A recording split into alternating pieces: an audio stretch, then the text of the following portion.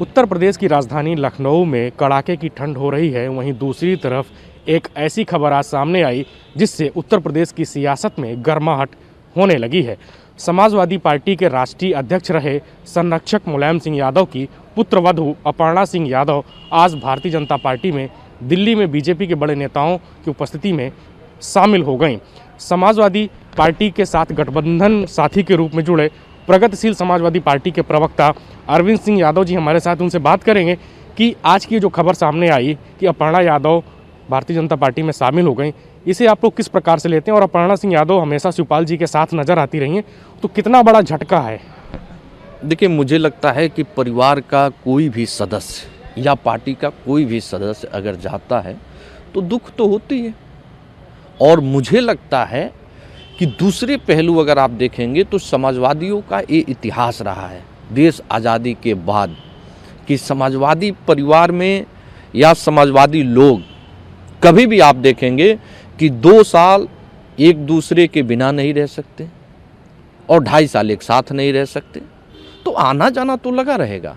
वहीं अगर मैं बात करूं आदरणीय अपर्णा जी की, तो परिवार में लोकतंत्र है, पार्टी में लोकतंत्र है।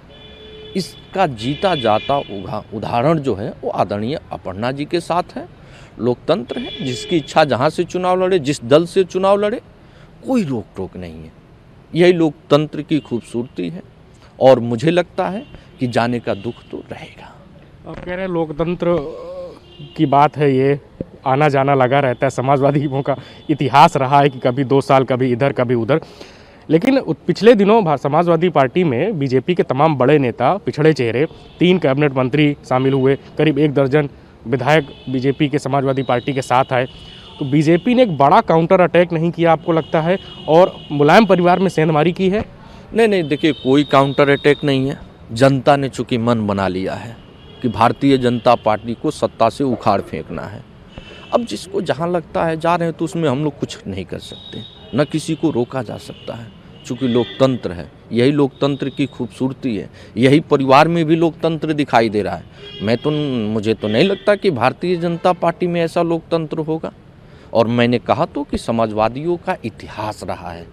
आज़ादी के बाद आप देखेंगे कि कभी भी समाजवादी लोग 2.5 साल एक साथ नहीं रहे और 2 साल एक दूसरे के बिना नहीं रहे। तो ये पुरानी परंपरा रही है। और मुझे लगता है कि जहाँ तक अपर्णा जी की बात है, तो परिवार की सदस्य थी, हैं भी, तो जाना तो दुख तो रहेगा ही। आप कह रहे हैं कि जनता ने मन बना लिया है कि भारतीय जनता पार्टी का सफाया करना है और समाजवादियों की सरकार लानी है।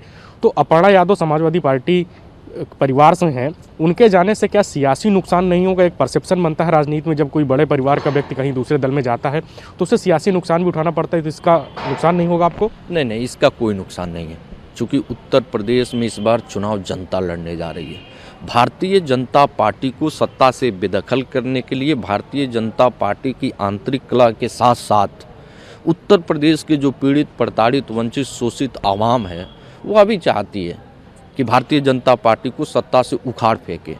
हम लोग सब लोग एकजुट इसीलिए हुए हैं क्योंकि लोगों की इच्छा यही थी, मंशा यही थी। तो आज जब जनता चुनाव लड़ने जा रही है तो सत्ता तो सच है कि सत्तारूढ़ दल जो भारतीय जनता पार्टी है उसको हम लोग उखाड़ फेंकेंगे। और आप देखिएगा 10 मार्च को जो नतीजे आएंगे, क्या नतीजे होंगे।